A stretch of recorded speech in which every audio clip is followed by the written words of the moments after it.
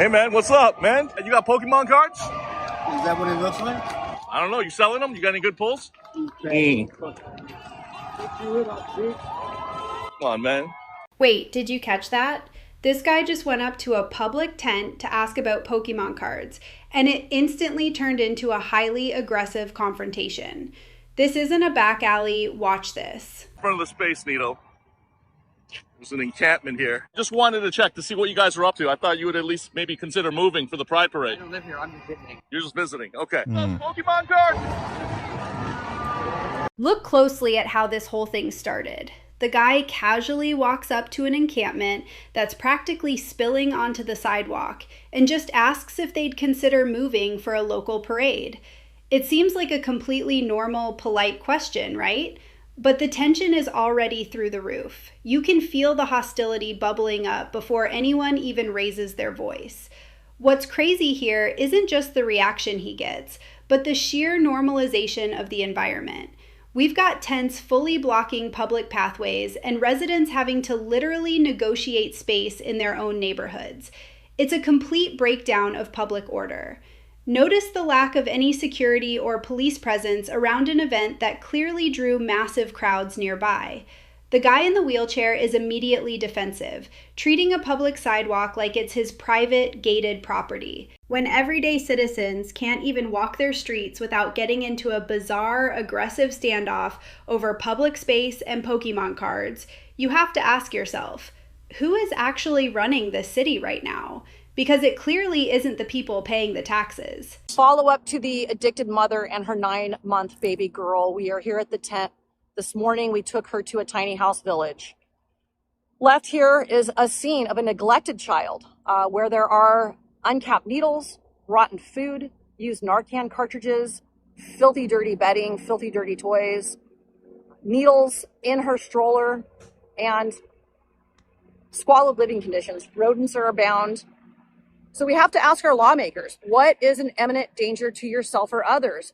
Hold up. You really need to look at the background details here. This isn't just someone down on their luck. This is a severe public health hazard. Did you see the uncapped needles literally sitting inside a baby stroller?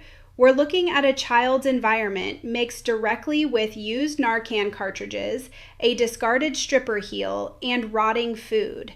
It's absolutely heartbreaking and completely infuriating.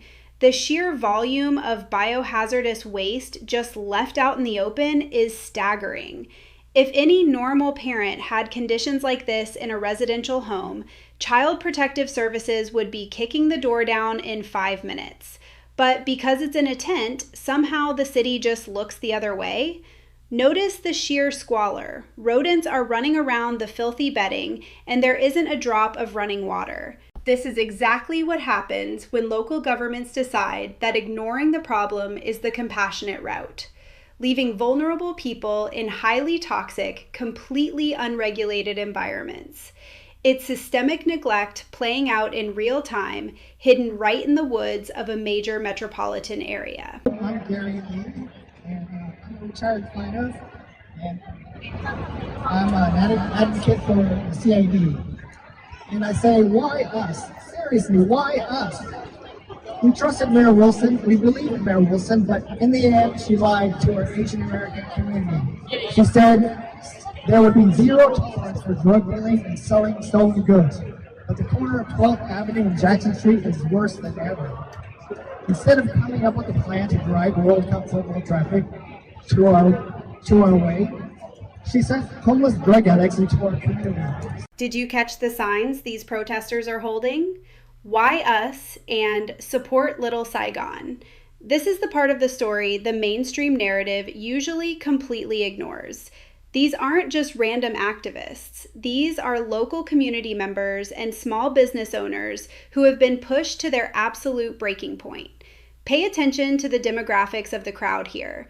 These are hardworking folks who are watching their entire neighborhood be transformed into a human dumping ground. It's a brilliant grassroots pushback. They were promised economic stimulation and foot traffic, and instead, their district was flooded with unregulated street camps. You can literally see the frustration etched on their faces. They're holding up regular handwritten signs because they don't have massive corporate backing. They just want their neighborhood back. When the people who historically support the city's growth are out in the streets protesting with megaphones, you know a catastrophic policy failure has occurred. It's a powerful visual reminder that the very people the city claims to protect are the ones suffering the most from these policies. Changes in how Seattle and King County will approach homelessness. Today, the executive and mayor jointly announcing a major downsizing of the King County Regional Homelessness Authority. That agency has been tasked with solving the homeless crisis since 2019, but since then, the rate of homelessness has only gone up and millions of dollars unaccounted for. These are significant changes to how we deliver our regional response to homelessness. The King County Regional Homelessness Authority has been mired in controversy for many years, and a recent audit released damning evidence of $13 million of unaccounted spending. It's no secret that over the past 6 years, this organization has experienced significant leadership turnover, multiple audits, and most recently, an independent forensic evaluation that identified serious concerns related to financial management. Check out this aerial view for a second. It looks like a beautiful, pristine city from up high. But as soon as we zoom into the street level, the reality completely shifts. Watch the person sweeping the tarp right on the sidewalk. They have literally constructed a makeshift, semi-permanent residence right against the fence lines of a public thoroughfare. It's incredible how entrenched these setups have become. They aren't just pitching a tent for the night, they are laying down infrastructure. Notice how the pedestrians are completely walled off from using that side of the street. The accumulation of property, shopping carts, plastic bins, tarps acts as a barricade. It's a slow, methodical takeover of public infrastructure. What you're seeing is the physical manifestation of hundreds of millions of taxpayer dollars evaporating. Citizens are footing massive bills for regional authorities, yet the direct result is that they can't even walk down a basic city block without stepping into a hazard zone. It's the ultimate visual proof that whatever the current system is doing, it is failing on an epic scale. The agency's budget is roughly $200 million per year. The move means the agency will see most of those dollars go away, but will handle around $67 million in federal continuum of care funding to fight homelessness. We have seen another significant increase, especially in our rates of unsheltered homelessness, which we should all feel is unacceptable and feel. Look at how this encampment is structured along the fence line. It might just look like a few tents, but pay attention to the scale of it. It's stretching out like a linear shanty town right alongside busy commuter routes. You can see the constant blur of vehicles in the background. It's highly dangerous, not just for the public, but for the people living inches away from high-speed traffic. Notice how the trash and debris are just left to accumulate in the grass buffer zones. There is zero sanitation happening here. We are talking about a city that supposedly has a budget of nearly $200 million a year allocated to solve this exact issue. And yet, this is the visual return on that investment. It's completely wild. Every single tent you see here represents a total breakdown of bureaucratic oversight.